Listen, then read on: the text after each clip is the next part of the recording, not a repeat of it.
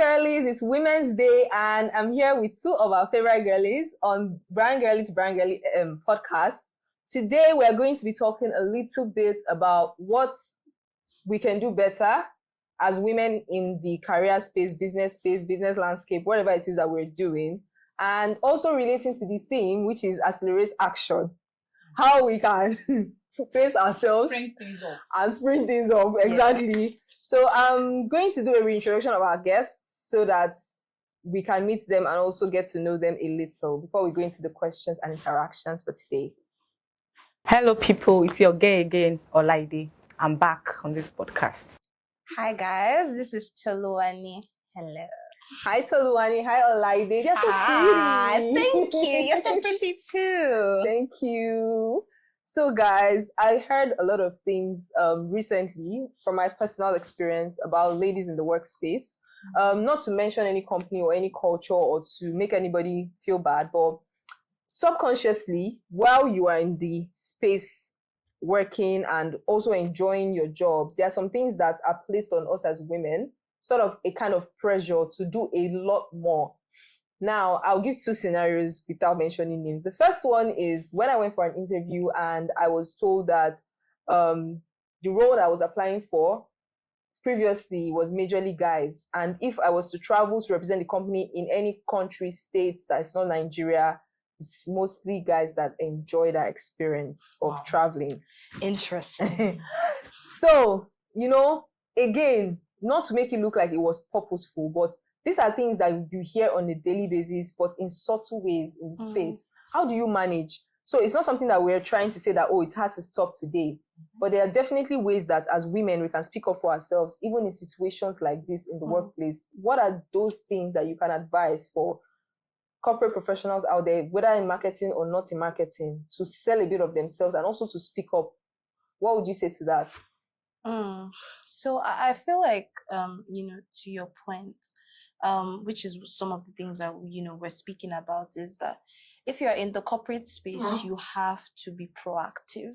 You have to know when to speak up, because people will not see you if you don't speak up. And if you don't speak up, especially when things are happening or when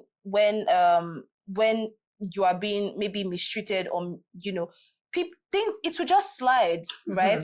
And people will see you as this docile, calm woman, because there's that stereotype that, okay, women, we're all docile, we're calm, we don't talk. So when you are seen as someone who is coming out and who is speaking, then they're like, oh, please, you are a man. Why are you acting? Why are you acting like a man? But if you do not speak up, a lot of opportunities will pass you by.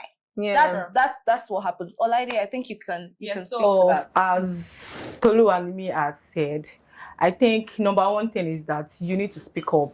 You need to be proactive in the corporate environment. Don't say, you like to be at the back end because you're a girl. Some people just say, please, I'm just a girl, I don't like stress. Okay. Nobody's stressing you. But if you're in a corporate world, girl, you need to stop being at the back end. You need to speak up for yourself. You need to be proactive. Let them know you're out there. Let them know this is you and this is what you do. Yes. Period. Yeah, so this I'm just a girl thing. I see a lot of people joking. Me, I will tell you that for free. Yes, we are just ladies, and not to put pressure on anybody to overdo, even though we know that the work that most of the guys do, we do times two. So I have experiences where I've worked somewhere before, and because most of the guys contribute more in terms of the hard work, like, how agencies now, for example, there's somebody that goes out to the brand activation and is there and sets up all the banners, ensures that everything is popping. That person is doing the man work. You are probably coming from a strategy point of view, probably the account manager, liaising with the clients and all of that. And then you hear things like, why should she be stepping on the toes of the guys that are working and are always on the field? They are temperamental, they have more on them, they have more stress, so they tend to react. And then the next thing, you have a clash, and then everybody just takes the guy's side. You are even wondering, like you're a spectator in the story because the thing has changed.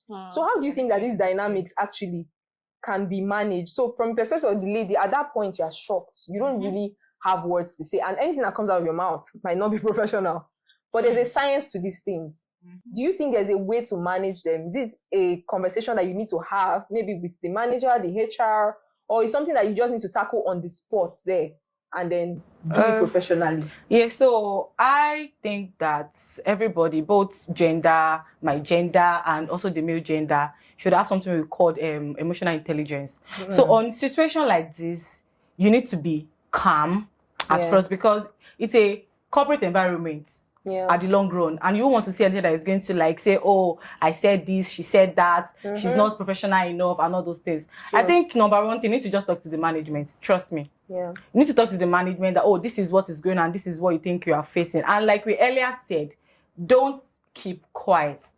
Make sure you talk. Let them know your own point of view. Even you as a strategist, it's not been easy on you, because you're not on the sites working or you're not on the activation ground. Doesn't mean that you are not working. As a strategist, a lot of work also. So they need to like understand their own point of view that, okay, for somebody to be coming out this way, it's actually not easy on the person also. So I think you just like talk to the management and let them know your own point of view on the whole story. I also think that these things happen, you know, there, especially like when you have different people, wherever you have people, there would always be arguments and there would always be conflict. And going back to Olaide's points, but you know, you need to know how to, as women, we need to know how to manage our emotions, because if you are seen as, if you lose your emotions in that instance and then start shouting, the first thing they'll say is, oh, they're women, they're emotional, and just acting up on her emotions. Oh, maybe she's on her period or something.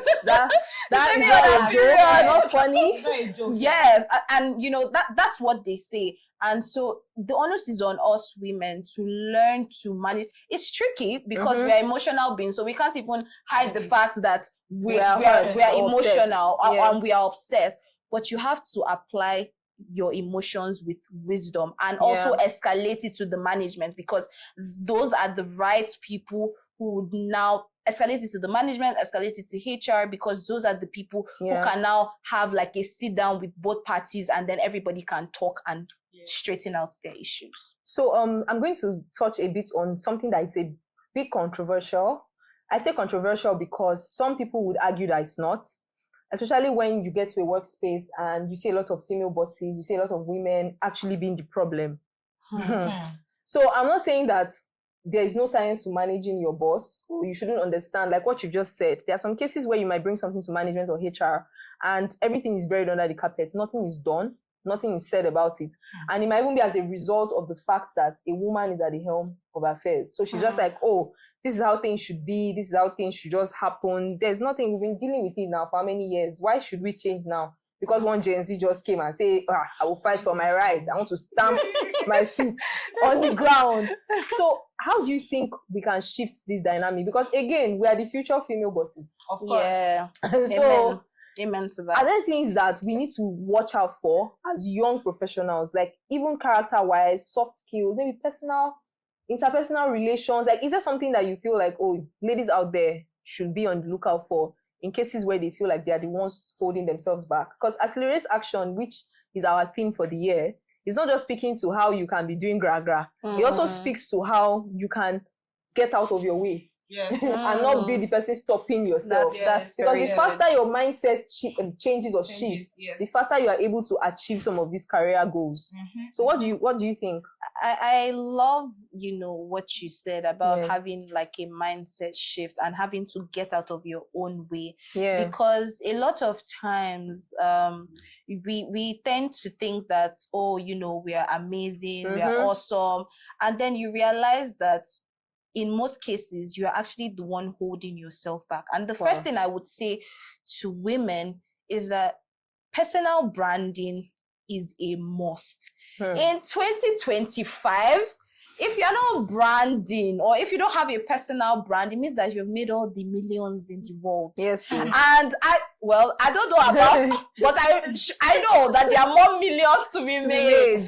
Personal branding is a must. In 2025, I mean, this 2025, I'm talking about personal experience. I've started curating my personal brand, and so I'm now more on LinkedIn, you know, actively pushing out, pushing myself. I actually paid for a LinkedIn challenge with someone, you know, and that experience that I've had for like 20 days posting consistently on LinkedIn has literally been a game changer for me. I could go on and on talking about the ways it has changed. People seeing me saying, "Well done, you are doing well." And of course, I'm not where I'm definitely. but I am definitely on a path. So personal branding is a non-negotiable, except if you have made the millions of dollars. Yeah. We're actually coming back to that because that will be the final part of this podcast. But I'll just let Laide speak to the previous question. Then we'll... Yeah, so I think for me, communication skills is very important. Communication skills is very important as a young person just coming into the corporate world or coming into the brand space. Communication skills is very important. Make sure when you're having like presentation, proposal, you are talking. I'm not saying you should be, I'm not saying you should try and say what doesn't make sense or try and make people see that, oh, maybe what she's trying to say doesn't really make sense. But at least make sure you speak. They're asking questions, your hand is up, you have something to say. Definitely. Also, emotional intelligence, as we mentioned before, is very important. Interpersonal skill too is very, very important when it comes to you're just coming to the brand world, you're coming to the corporate world. Yes, so and I think also that's networking. Networking, very thank you, very important. Yes. So there are some networking events that you will need to pay for. Please, if your employee or your employer can't pay for it, you can actually like get some set of friends together. You people like collaborate together, like save the money together, and one of you go. Then when you come back from the event, you try to explain to your friend what they said or the contact that you've made from the event. You try to like share with each other. Make sure that you network. It's very important. It's very important. Very important. Yeah, so you guys have mentioned a lot about interpersonal skills, collaboration, networking, personal branding.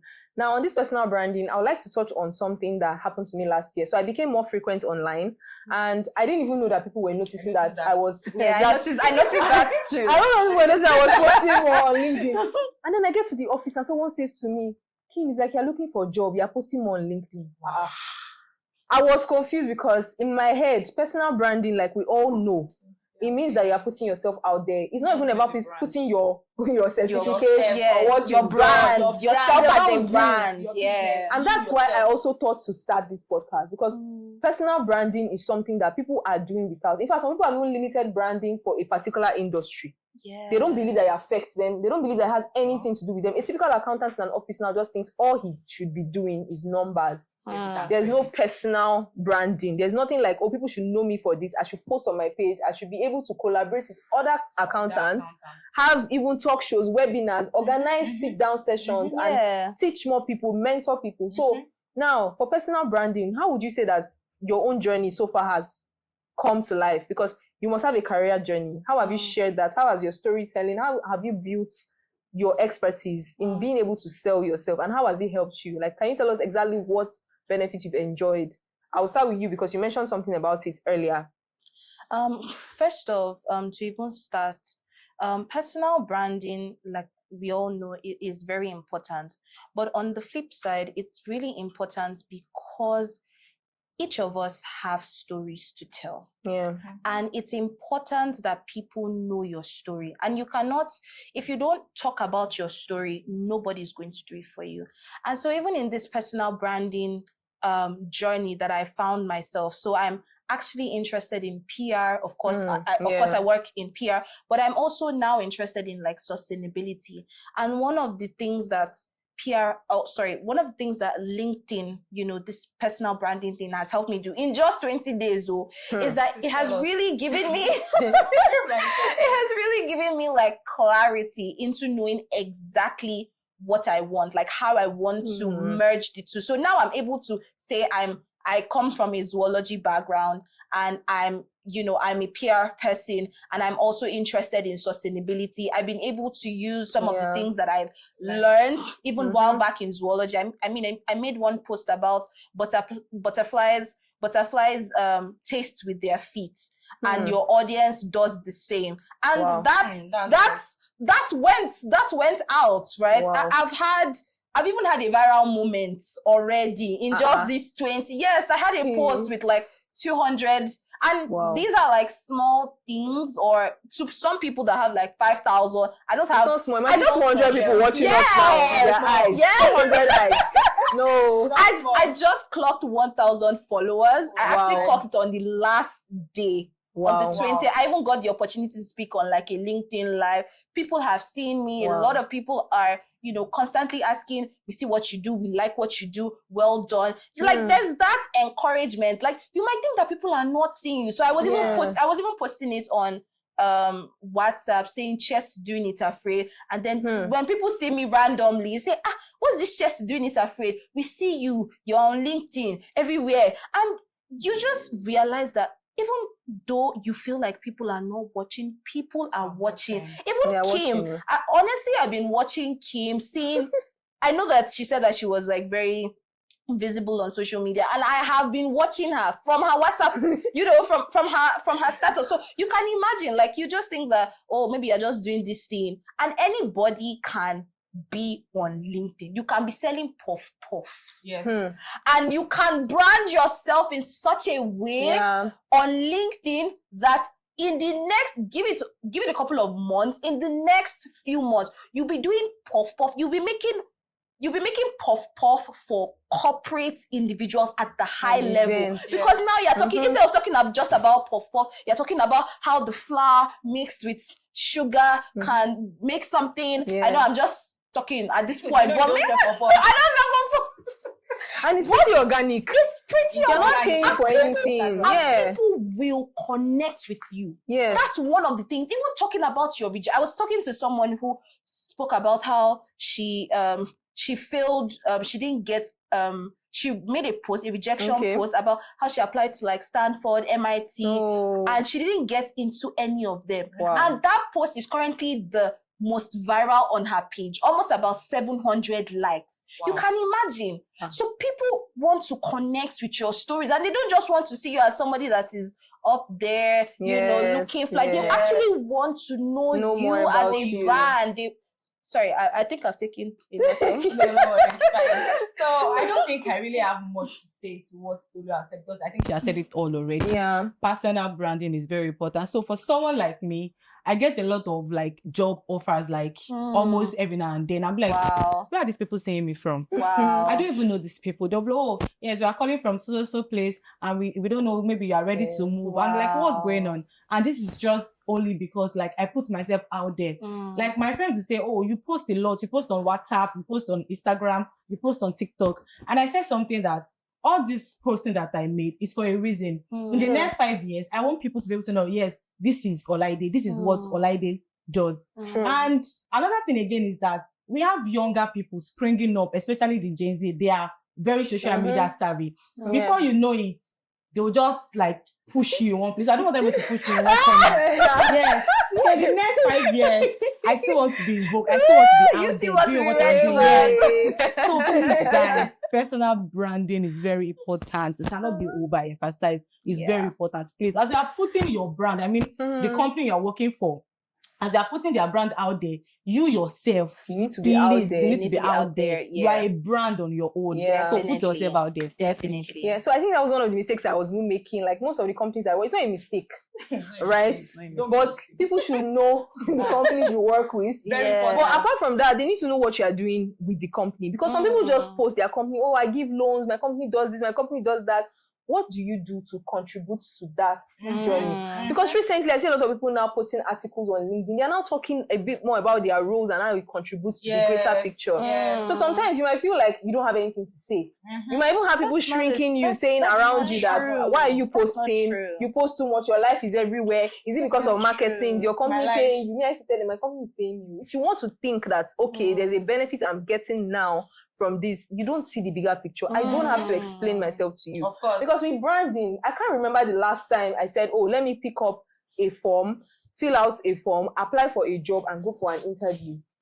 Sometimes you just get called and people are asking, Akim, this your God, or tell us about him, or do that. And it's funny because at the end of the day, nobody's going to enter your dream or come to your house, look at your laptop, get into your files to know what you actually do on a daily basis. If you don't talk about it, there are other things on social media I can be looking at. Yeah. So if you know that you cannot speak or sell yourself, a typical professional or even a brand person should be able to sell themselves without saying much. If somebody meets you today, they should know that, oh, this is what you do, this is your strength. Even if they don't get it 100%, they can tell and be able to say that, oh, this is what we do. And that's why this brand girly to brand girly, we're not skipping things. We're not hiding or holding anything. Nothing like gatekeeping. So we're going to have more episodes to open our eyes to more of this stuff. We spoke a lot about networking, interpersonal skills. So what would you say is one skill from each of you that people should have? Like, just pick your favorite skill. That one thing that helped you amongst everything we've said. It could be presentation skills, if you're always presenting files. It could be communication, if you always have to talk to people. It can be anything, soft skill, not something technical that people can build on. Okay, I think I'll let me be looking. Let's run. Okay. I think for me, it's been networking. Nice. And not just networking up, but networking with my peers or networking at my peer level, because a lot of times, especially when you go for events, you always want to network with like the person who is speaking, the CEO, take pictures. And it's good, but there is, at that level, there are people that also met them, at a junior level. So those are majorly the people that they grew with. Right? But if you network with your peers, you find out that there's so much knowledge that exists within your own peer circle. And that's some of the things I usually even tell my friends, that there's so much wisdom that exists in this space that if we're able to capitalize on it, then each of us can grow, to become those big people that other people would now want to network. So networking at not just the top, but networking at the peer level and making sure that collaborations happen, right? So, I mean, one of the things that my job has helped me to do, because I'm also in the space of business development, is I now get to talk to a lot of people, get to reach out for partnerships and collaboration and things like that. So, networking. I'm big on networking. So I think I'm just going to buttress on what Tolu said already. So networking skills. So I have this friend of mine that what she does is HR. So she has her own what's it called, outsourcing agency. So we met somebody and the person is just trying to tell her that, so I know what you're trying to do. You're trying to pitch to me, but trust me, what you are looking for is actually within your peers. Because in the next 10 years, when your HR agency has grown, the people that you're going to need more is going to be your peers and not me.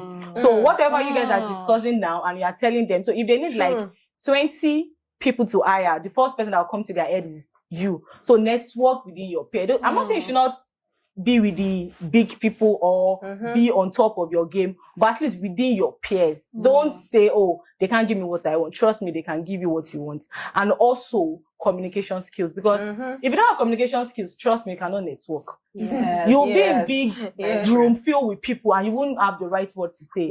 So work on your communication skills, and also presentation skills is very important. There's Coursera, there's even YouTube, trust me, and you don't have to pay, where you can learn all this thing from. I think that's that for me. So the evidence is here. I mean, if we didn't network, talk to each other. Honestly, I met her at the gym and they just told me what she does, and I was like, I don't know how I'm going to do it, because then I was already on client side. She's still in the agency. So we're looking for how to work together. I also met you because you work in the billboard space. I was like, who will do billboard ads for my company? But I didn't leave the conversation there. That's why we have this podcast. That's why we have this podcast. So, I mean, you guys, if you didn't learn anything all through our yapping, just know that networking is the way out. And we trust that you enjoyed this episode. Let us know your comments, questions that you have, and we'll be available to answer. Thank you guys so much. Thank you. Bye. Happy Women's Day. Happy Women's Day.